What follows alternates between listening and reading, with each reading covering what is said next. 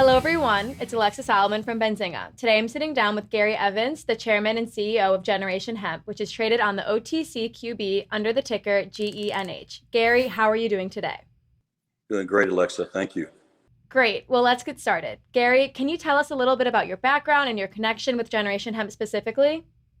Sure.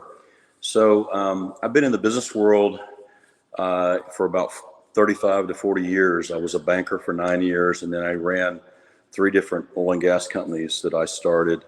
I decided about 2.5 years ago to get out of oil and gas and get into the hemp sector. So you would call me, I guess, a bit of a serial entrepreneur. I've been in this sector now about 2.5 years, trying to use my experience in Wall Street. I've raised about $7 billion in my career for my various companies and wanted to use that knowledge and expertise in this new industry. That's great. Thank you for sharing. And can you talk about why Generation Hemp is unique within their space and sets you apart from competitors? Great question. So I think the first thing I would say is if you're a U.S. investor and you want to get involved in the marijuana or hemp space, there's no really way to do it without buying a foreign security, mainly a Canadian stock. So we're one of the first pure play hemp companies in the United States. And that was one of the real reasons I decided to go into the sector after the Farm Bill was passed at the end of 2019 by former President Trump. That made hemp legal nationally. So it's important to note that we can only be involved in the hemp sector. We can't touch marijuana. And seeing all the industrial uses for hemp that we see, obviously CBD is a big factor, but we see a really bright future for this business. Excellent. And can you tell us about your board of directors that helped set the company's growth in such an upward trajectory? Yeah, we just actually are establishing our board here just over the past 10 days. Three individuals have agreed to come on board.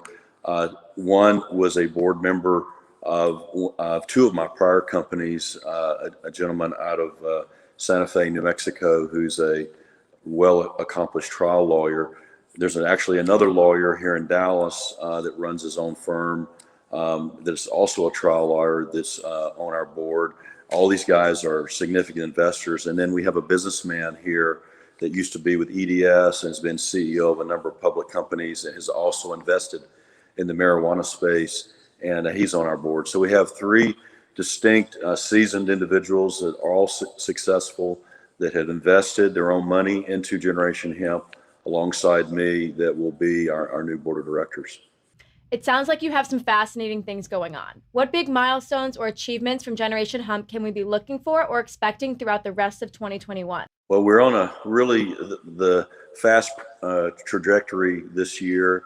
We've been successful just in the last really 10 days in obtaining two substantial contracts for processing hemp. We own a facility in Western Kentucky, Hopkinsville, Kentucky, that is the largest in the country, where we take in millions of pounds of hemp wet from the field after the farmers have harvested it, dry it, clean it, and strip it and get it ready for extraction.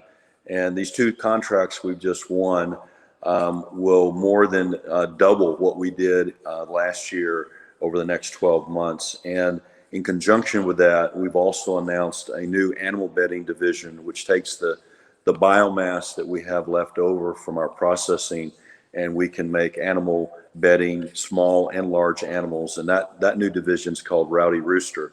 And so we're very excited about that. We'll be launching that here over the next couple of weeks. That's great. Well, thank you so much for taking the time to sit down with me today. I really enjoyed learning about Generation Hemp, and I look forward to watching it grow and prosper. Thank you. Thank you, Alexa. Appreciate your time.